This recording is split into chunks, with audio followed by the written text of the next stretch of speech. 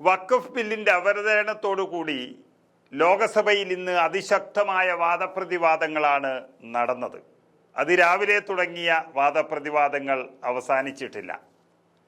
എന്നാൽ പതിവ് പോലെ കോൺഗ്രസിന്റെ ഭാഗത്ത് നിന്ന് രാഹുൽ ഗാന്ധിയോ KC വേണുഗോപാലോ ശശി തരൂറോ അല്ല ഇന്ന് ഏറ്റവും ശക്തമായി വാദിച്ചത്. അത് ലോകസഭാ ഉപനേതാവ് അസംകാരനായ ഗൗരവ് ഗൊഗോയിയാണ്.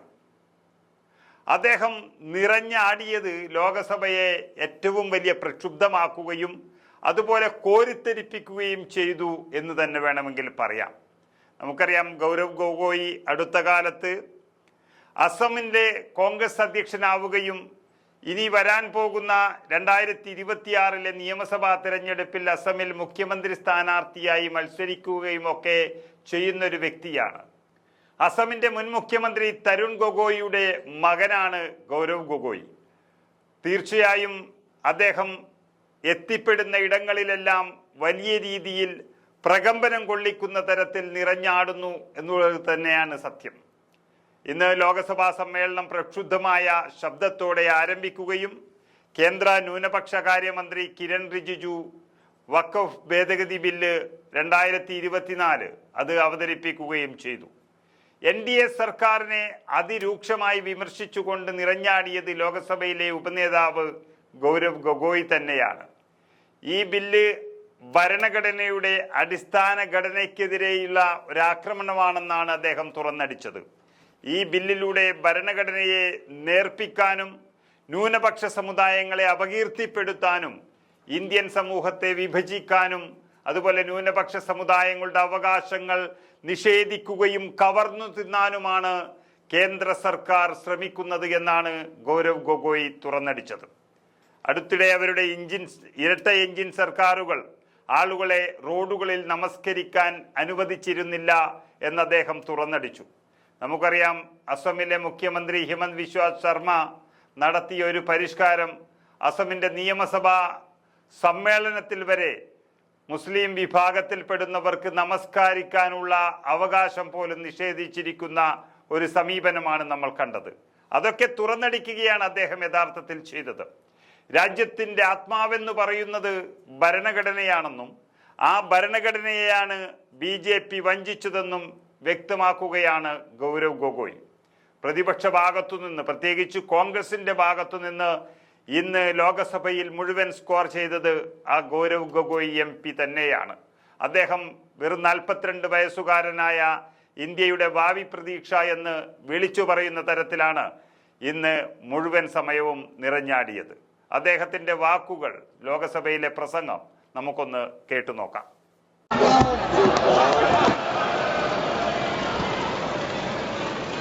श्री गौरव गोगोई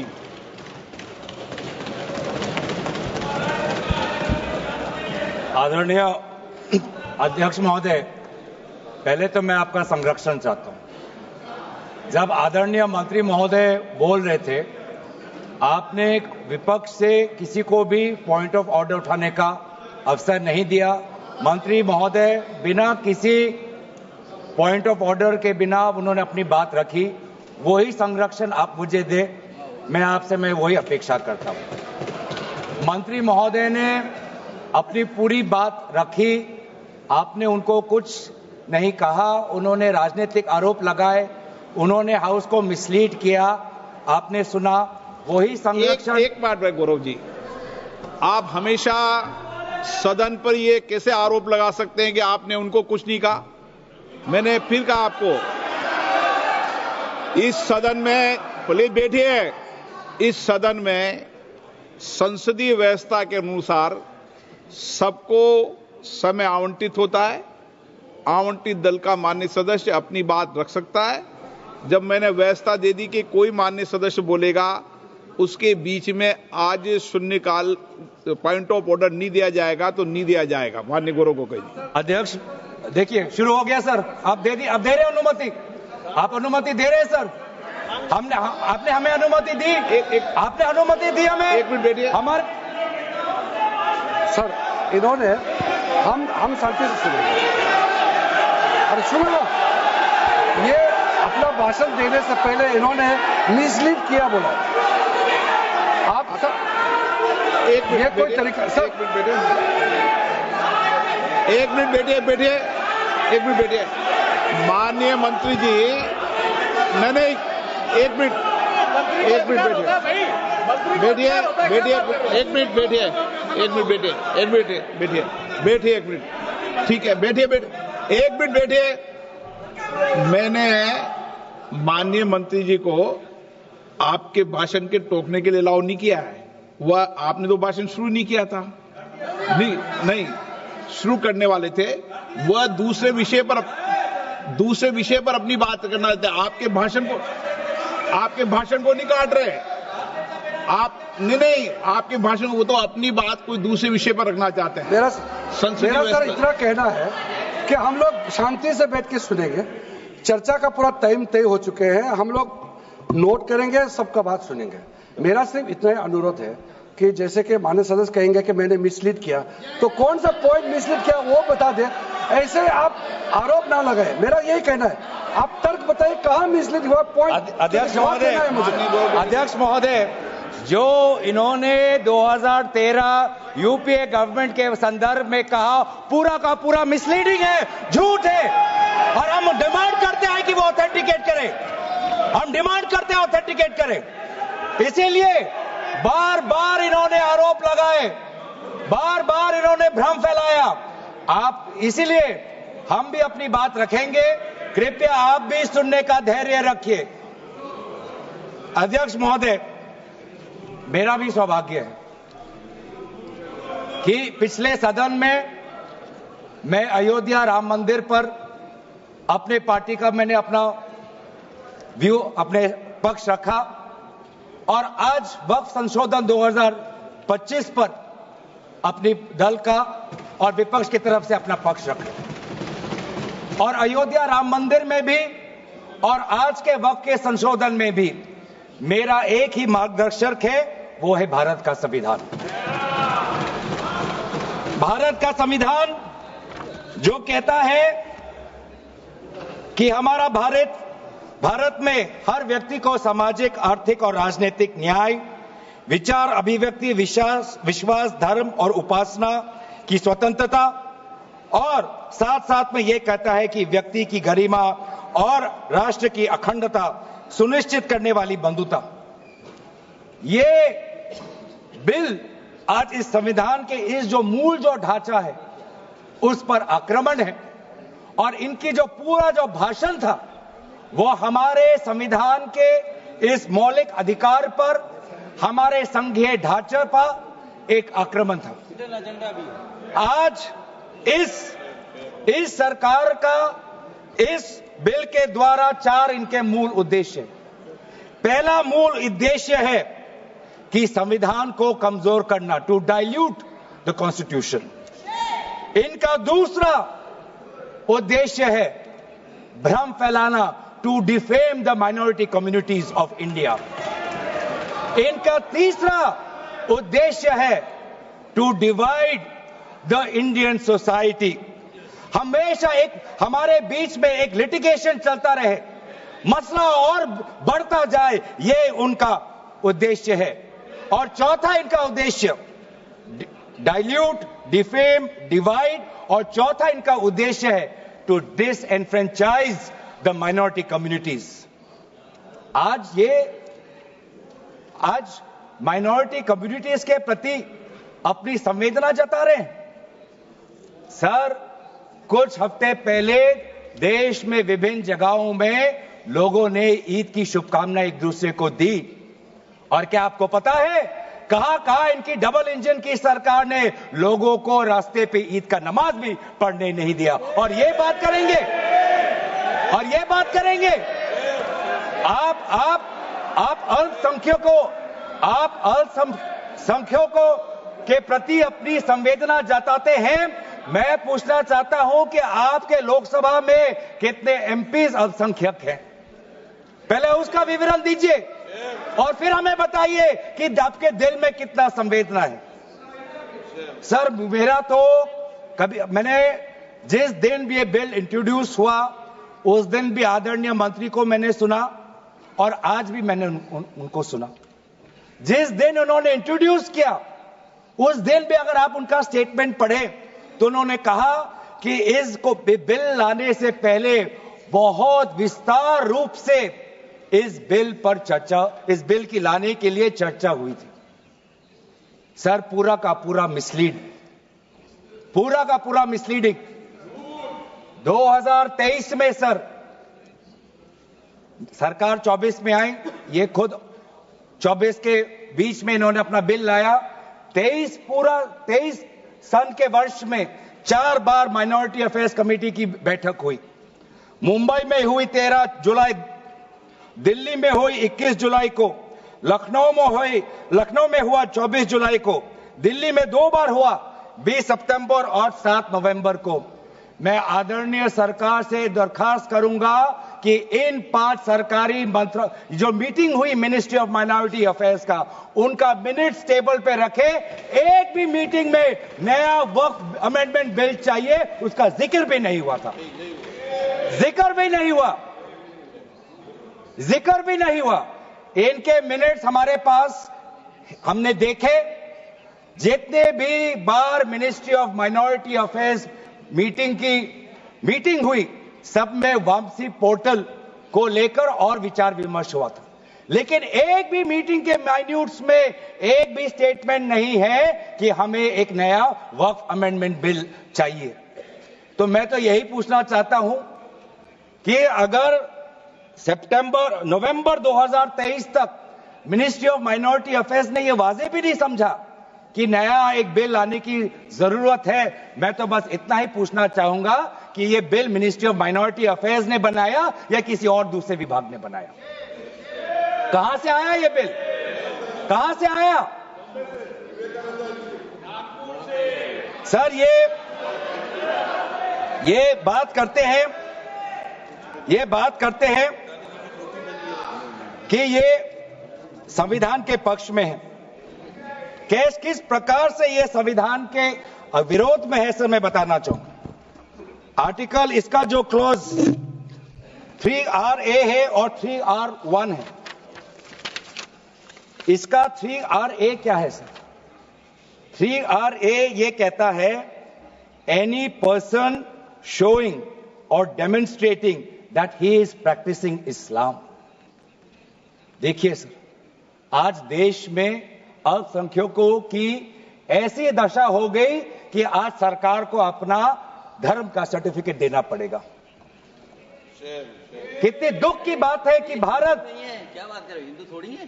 भारत एक सनातन धर्म का एक देश, 7000 पुराना, उससे भी पुराना ये देश, जिसमें हर धर्म और हर संस्कृति, हर परंपरा को हम सम्मान करते हैं।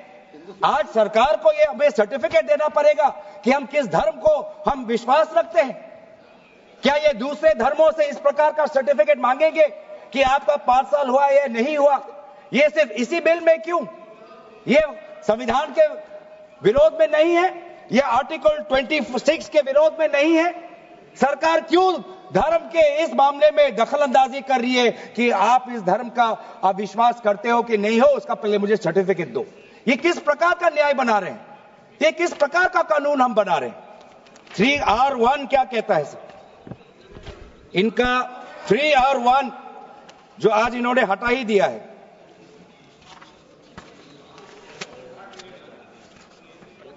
(3R1) कहता है a waqf by user, but such waqf shall not cease to be a waqf by reason only of the user having ceased, irrespective of the period of such cession. ये इसके हटाने की क्या जरूरत थी सर? ये हमारा बार बार विभिन्न जजमेंट के द्वारा ये पूरा वक्फ बाय यूजर और इसके बारे में विभिन्न जजमेंट आए सर। दिस एक जजमेंट पढ़ना चाहूंगा। M Siddique, Ram Janmabhoomi, Muslim law does not require an express declaration of a waqf in every case. The dedication resulting in a waqf may also be reasonably inferred from the facts and circumstances of a case or from the conduct of the waqif. तो ये बार बार ये सब विभिन्न judgement के द्वारा वक्फ और ये जो पूरी इनकी जो परंपरा है, विभिन्न जजमेंट ने ताकत दी, और आज यही विभिन्न क्लॉजेस के द्वारा जजमेंट्स को भी और हाईकोर्ट के ताकत को भी ये कमजोर कर रही है। सर बोले वक्फ क्या है ये भी हमें समझना चाहिए। Waqf means the permanent dedication by any person of any movable or immovable property for any purpose recognized by the Muslim law as pious, religious, charitable. Sir आज ये क्या कहना चाहते हैं कि वही व्यक्ति जो प्रैक्टिसिंग इस्लाम कर रहा है 5 साल के लिए वही आ सकता है जो इनका 3RA है, और जो सेक्शन 104 था, आज इन्होंने सेक्शन 104 हटाने के पक्ष में कहा, लेकिन सेक्शन 104 यही कहता है कि कोई भी व्यक्ति वक्फ कर सकता है। तो यही तो हमारा सेक्युलर नेचर है कि कोई भी व्यक्ति अब वक्फ कर सकता है। अब ये जो अधिकार है एक व्यक्ति का, आप उस अधिकार को आप क्यों छीन रहे हो? सिर्फ ऑप्टिक्स सर, इनको बाहर दिखाना है कि हम ये बहुत बड़ा काम कर रहे हैं। क्या इन्होंने कहा कि क्लॉज 9C में ये कहते हैं कि 2 महिला को हम ये इंक्लूजन कर रहे हैं?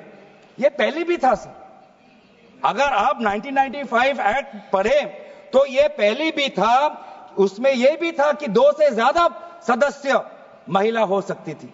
इन्होंने तो 2 पे ही कैप कर दिया, ये पहले से ही था, ये सिर्फ दिखावा। और इनका 3 और 4 में जो ये विशेष रूप से विडो, डिवोर्स वुमन और ऑर्फन की बात करते हैं, ये पहले भी था सर। ये पहले भी जो 3R है जिसमें वेलफेयर की उल्लेख है, उस वेलफेयर एंड अदर पर्पसेस में window, divorce woman and orphan पहले से ही उसमें समा जाता है। लेकिन इनको भ्रम फैलाना है, इनको भ्रम फैलाना है कि वर्तमान का जो एक्ट है वो महिलाओं के खिलाफ है। इनको भ्रम फैलाना है कि वर्तमान में महिलाओं को कोई भूमिका नहीं मिलती, ये इनका काम है। लेकिन कानून में सर पहले से ही ये सारे प्रावधान है, वो चाहे किसी विधवा का संरक्षण हो या महिलाओं को और समर्थन देना हो। सर रिफॉर्म की बात करते हैं, सर इनका क्लॉज 33 में जो रेवेन्यू आना चाहिए वो रेवेन्यू उन्होंने घटा दिया। पहले 7% का एक रेवेन्यू फॉर वक्फ बोर्ड आता था, आज इन्होंने 5% कर दिया, गिरा दिया। क्यों गिराया? क्या आप नहीं चाहते कि वक्फ बोर्ड और अच्छी तरीके से चले? आप नहीं चाहते कि उसमें नई टेक्नोलॉजी आए? अगर कहीं खामियां हुई भी है, माना कि कोई भी कानून इस देश का, कोई भी कानून परफेक्ट नहीं है, कोई भी कानून परफेक्ट नहीं है, माना कहीं कहीं प्रदेशों में खामियां हैं, वो चाहे केरल में हो, आंध्रा में हो, कर्नाटक में हो, पंजाब में हो, दिल्ली में हो, लेकिन सर आप चाहते हैं कि वो वक्फ बोर्ड, वक्फ ट्राइब्यूनल और अच्छी तरीके से चले, और ये चाहते हैं कि वक्फ बोर्ड और कमजोर हो, और इसीलिए जो रेवेन्यू वाला क्लॉज है 7% से 5% इन्होंने घटा दिया। मेरा सुझाव, हमारे तरफ से यह सुझाव है कि 7% से 5% घटाने के बजाय आप 7% से 11% और इस रेवेन्यू को और इंक्रीज करिए। आज ये बात करते हैं कि ये रिफॉर्म्स ला रहे हैं। क्लॉज 26 पढ़िए sir, section 52A, section 52 clause 26। Clause 26 में क्या लिखा है? In section 52A of the Principal Act, in subsection 1, for the words rigorous imprisonment, the words imprisonment shall be substituted. Dilute कर रहे हैं सर। पेरेंट एक्ट बोलता था कि रिगरस इंप्रिजनमेंट हो, और अगर आप बार बार ये कह रहे हैं कि फलाना हो रहा है, धमकाना हो रहा है, तो आप इसको क्लॉज को क्यों कमजोर कर रहे हैं? सिर्फ भ्रम फैलाना है सर। मंशा इनकी कहीं और है। मंशा सर, मैं भी एक टिप्पणी देना चाहूंगा कि आज ये एक विशेष समाज के जमीन पर इनकी नजर है, कल समाज के दूसरे अल्पसंख्यकों के जमीन पर इनकी नजर जाएगी। आज ये बिल सिर्फ एक विशेष समुदाय के जमीन पर इनकी नजर है, कल दूसरे समुदायों के जमीन पर इनकी नजर जाएगी। बार बार ये बिल सर, इतना संशोधन की जरूरत है, ये मैं नहीं कहता कि संशोधन की जरूरत नहीं है। मंत्री महोदय ने बार बार इसका जिक्र किया कि ये बिल कितनी बार इसका संशोधन हुआ। इसकी शुरुआत आप जहां से भी पकड़े, आप 1810, 1817, उसके बाद 1954, 1984, 1995, सच्चर कमेटी, रहमान कमेटी 2003, संशोधन चाहिए सर। मैं नहीं कहता कि हम संशोधन के विपक्ष में नहीं, लेकिन संशोधन इस प्रकार का हो जिससे बिल का रूपायन, जिससे बिल और ताकतवर बने। और इन्होंने ऐसे संशोधन लाए हैं जिससे बिल से इस देश में और यहां पे समस्या बढ़ेगी और मसले बढ़ेंगे और लिटिगेशन होगा। सर ये इनका क्लॉज 40A पढ़िए सर। इनका clause 40A, section 107, on and from the commencement of the Waqf Amendment Act 2025, the Limitation Act 1963 shall apply to any proceedings. Sir इससे पहले आप जितने बार भी आप इतिहास में जाए, हर बार, क्योंकि ये वक्फ, ये जो प्रक्रिया है, जब से हमारे देश में इस्लाम आया तब से ये प्रक्रिया चल रही है। बहुत से ऐसे कब्रिस्तान हैं जहां पे कोई पेपर्स नहीं है, कागज नहीं है, लेकिन जजमेंट है, जजमेंट इनके पक्ष में है। और आज बार बार हमने कहा है कि लिमिटेशन एक्ट इसको बढ़ाया जाए, क्योंकि ये प्रैक्टिकल एक समस्या है। लेकिन आज ये नहीं चाहते। क्यों? क्योंकि ये चाहते हैं कि अलग अलग देश के अलग अलग कोने में यहां केस लगे, वहां केस लगे, यहां केस लगे। तो जो भी हमारे यहां पे एक भाईचारा का एक वातावरण है, उस भाईचारे के वातावरण को ये तोड़ना चाहते हैं। ये इनकी राजनीतिक उद्देश्य है। सर ये बात करते हैं कि किस तरीके से ये इन्होंने बोर्ड का डाइल्यूशन किया है। क्लॉज 44, क्लॉज 44 कहता है कि ये जो सेक्शन 110 है वो पूरी तरीके से हटा दिया है। सेक्शन 110 क्या है? सेक्शन 110 सर,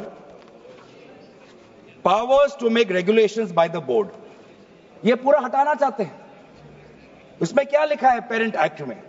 द बोर्ड में with the previous sanction of the state government, मतलब राज्य सरकार की अनुमति के द्वारा बोर्ड कुछ नियम बना सकते हैं। इन्होंने पूरा वो हटाना की कोशिश कर रहे। क्लॉजेस F और G ये हटाने की कोशिश कर रहे। राज्य सरकार की पावर्स या जी कम करने की कोशिश कर रहे।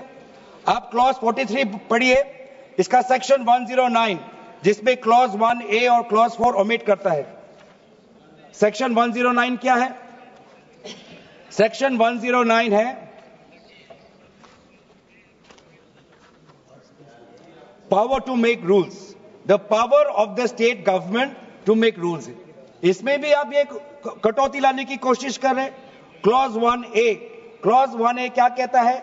Other particulars which the report of the survey commissioner में कंटेन अंडर क्लॉज F। इसमें स्टेट गवर्नमेंट सर्वे कमिश्नर के पक्ष में कुछ नियम बना सकता है, वो पावर आप हटा रहे हैं। Clause 4, the manner of election of members of the board by means of a single vote, आप ये हटा रहे हैं। इलेक्शन की प्रक्रिया आप हटाना चाहते हैं और आप रिफॉर्म की बात करते हैं।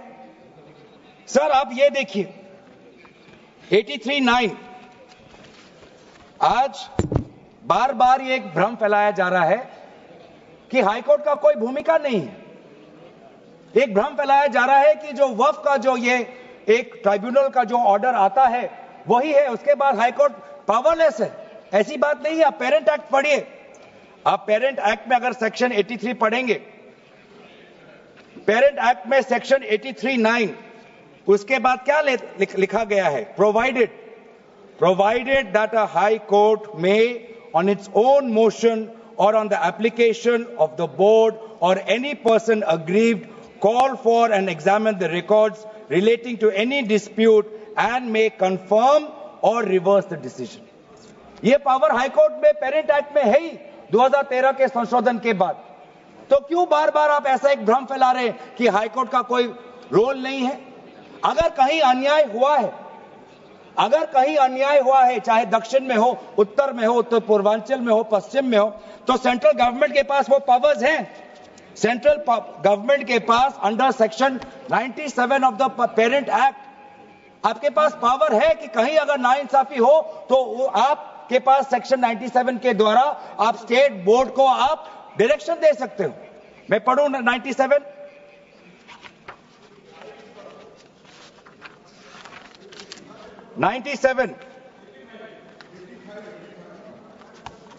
directions 96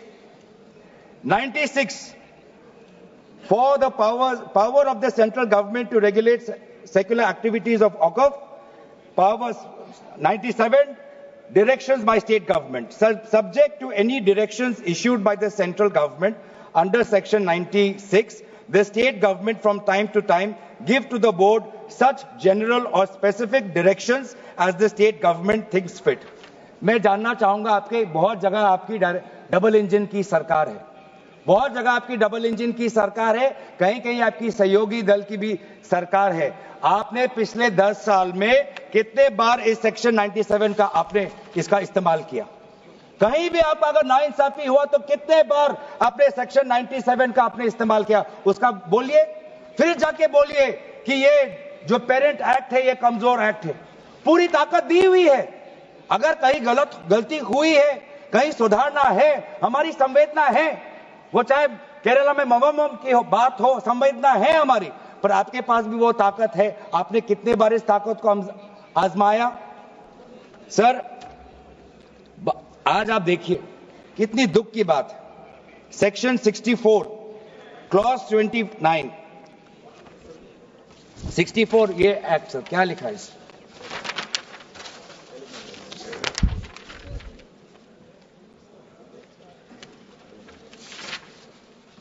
इसमें क्या लिखा है?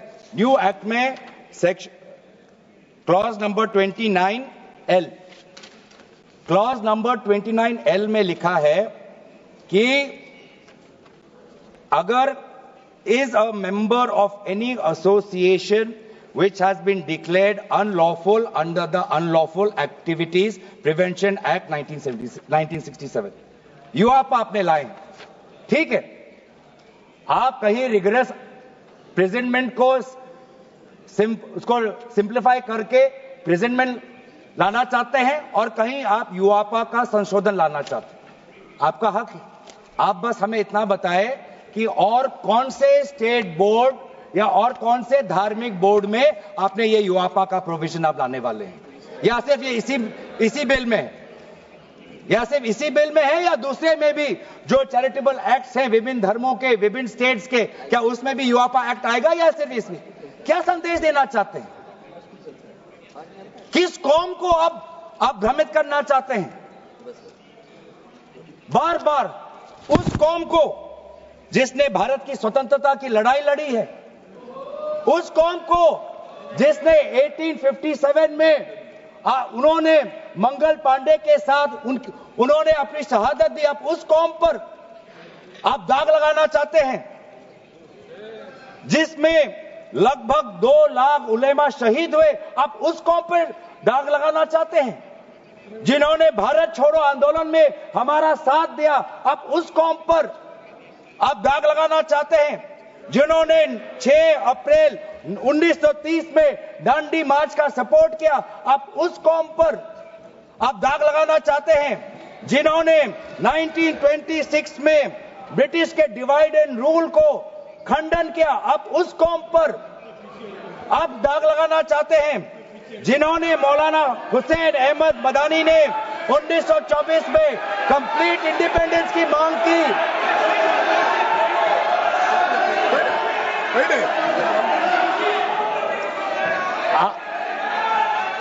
जब आप लोग भारत छोड़ो आंदोलन का समर्थन नहीं कर रहे थे, उस कौम ने भारत छोड़ो आंदोलन का समर्थन किया।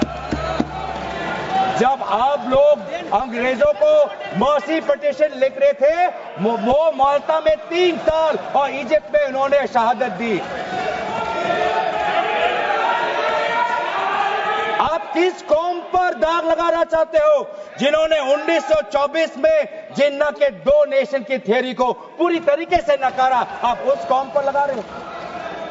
सर यही है इनका डिवाइड एंड रूल, यही है इनका डिवाइड एंड रूल। बहुत लोग पूछते हैं सर हमारा राष्ट्रवाद क्या है? सर हमारा राष्ट्रवाद, nationalism for us is being United in our shared love for our Bharat Mata and the mutual respect for her culture, language, dress, food and religion.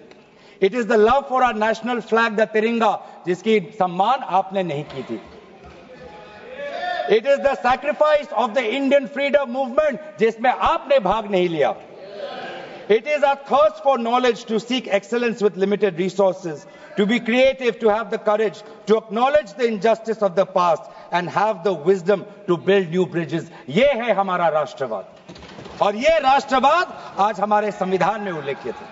तो सर, बार बार ये सरकार कहती है ये माइनॉरिटीज के पक्ष में है, लेकिन जब अमेरिका से माइनॉरिटी कमीशन का रिपोर्ट आता है कि माइनॉरिटीज के साथ नाइंसाफी होती है तो इनको दुख होता है।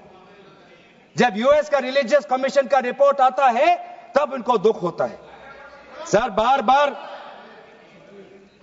ये जो ऑप्टिक्स की बात कर रहे हैं, ये क्लॉज 42 सेक्शन 108A इन्होंने डिलीट कर दिया है। ये कहते हैं कि कैसे ओवरराइडिंग प्रिंसिपल कैसे आ सकता है। मंत्री महोदय को ओवरराइडिंग प्रिंसिपल से आपत्ति है। पहले सबके लिए सेक्शन 108 क्या है सर, पढ़ लेते हैं। आपके लिए भी है, हम तो जेपीसी में थे।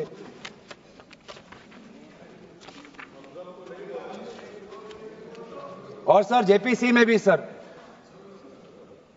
दुख की बात करनी पड़ेगी सर, कि जेपीसी में ये कहते हैं कि सबका इन्होंने राय सुना, लेकिन आपको भी पता है विपक्ष के द्वारा एक भी संशोधन को इन्होंने स्वीकार नहीं किया।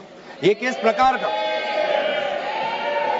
हमने भी बहुत से जेपीसी देखे हैं सर, ऐसा जेपीसी नहीं देखा जहां पर क्लॉज बाय क्लॉज डिस्कशन भी नहीं हुआ सर, पूरी तरीके से वोटिंग हो गई। एक मिनट माननीय सदस्य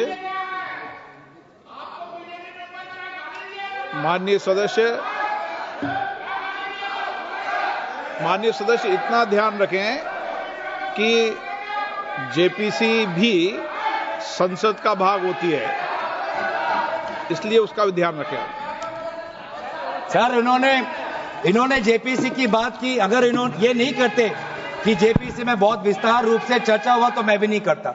इन्होंने उल्लेख किया, इसलिए मैं करना चाहता हूं। इन्होंने उल्लेख किया कि बहुत से लोग आए जेपीसी में। सर, ऐसे भी लोग आए जिनको वक्फ को लेकर उनका कोई जानकारी भी नहीं थी, कोई जानकारी नहीं थी सर, ऐसे भी आए। सर, जेपीसी के मुद्दे हम बार बार हमने स्पीकर को चिट्ठी के द्वारा अवगत किया है, इसलिए हम उठा रहे हैं सर। इसमें 108A ये हटाना चाहते हैं, जिसमें power to have overriding effect.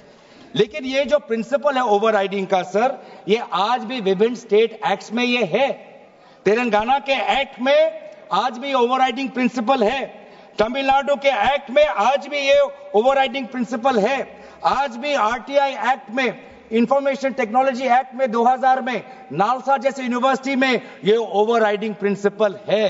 तो इसीलिए आपको सिर्फ यहां पर आपको ओवरराइडिंग प्रिंसिपल से आपको मुश्किल है, लेकिन जो दूसरे एक्ट्स में जो ओवरराइडिंग प्रिंसिपल है सेक्शन 108A के द्वारा सिमिलर प्रोविजंस है, उसमें आपको तकलीफ नहीं है। सर, मैं भी अपने जैसे इन्होंने हमारे कुछ दोस्तों को सलाह दी, मैं भी इनके कुछ दोस्तों को सलाह देना चाहता हूं। सर, क्लॉज 40A सेक्शन 107 जो लिमिटेशन एक्ट जो हटाया गया है सर, आंध्र प्रदेश के एक्ट में ये लिमिटेशन एक्ट ऐसा ही एक लॉ है जैसे पेरेंट एक्ट में है। तो मैं भी इनके आंध्र प्रदेश के सदस्यों को मैं कहना चाहता हूं कि जो प्रोविजन आपके आंध्र प्रदेश के एक्ट में है, आज वैसे प्रोविजन ये सरकार हटाने वाली है। आपको भी बाद में आंध्र प्रदेश में अपनी जनता को उत्तर देना पड़ेगा। तेलंगाना और तमिलनाडु में हमने बात रखी है सर, तो मैं बार बार मैं कहना चाहूंगा सर, हमें संशोधन से कोई हमें परे नहीं है, लेकिन संशोधन ऐसा हो जो हमें मदद करे। आज डिजिटाइजेशन की बात करते हैं। आज से 15 वर्ष पहले वामिस एक डिजिटल पोर्टल हमने खोल दिया है। अब ये देखिए सर, सरकार की कैसी ये इनकी काम है। डिजिटाइजेशन फिलहाल अभी चल रहा है, डिजिटाइजेशन हो रहा है, पर माना कि डिजिटाइजेशन वामिस में कुछ खामियां हैं, उसको अवामसी में, तो आप उसको ठीक करिए। आप 10 साल से क्या कर रहे थे? आप 10 साल से आप हमसे क्यों ठीक नहीं कर पा रहे? आप वो काम तो नहीं कर पा रहे, अब आप एक दूसरा नियम बना रहे हैं कि दोबारा आप एक नए पोर्टल पे अपने रिकॉर्ड्स आप अपलोड करिए। सर कितने बार हम इस सरकार को अपना कागज दिखाएं? वामसी का अगर इनका काम अधूरा है तो उसको ये काम संपूर्ण करे। अब लेकिन नहीं, इनका काम उद्देश्य यही है कि देश में मसला और बढ़े, और इसलिए आज इस बिल के विरोध में है। ये बिल हमारे देश की अखंडता, ये बिल हमारे संवैधानिक मूल्य, ये देश हमारे अल्पसंख्यकों की सम्मान, ये देश हमारे अमन, शांति और सदन और जेपीसी में जिस प्रकार से विचार होना चाहिए था उस सब के विरोध में है। और इसलिए आज पूरा इंडिया अलायंस आज इस बिल के विपक्ष में खड़ा हुआ है। और यही बात कहते हुए मैं अपनी वाणी को समाप्त देता हूं। धन्यवाद, शुक्रिया। श्री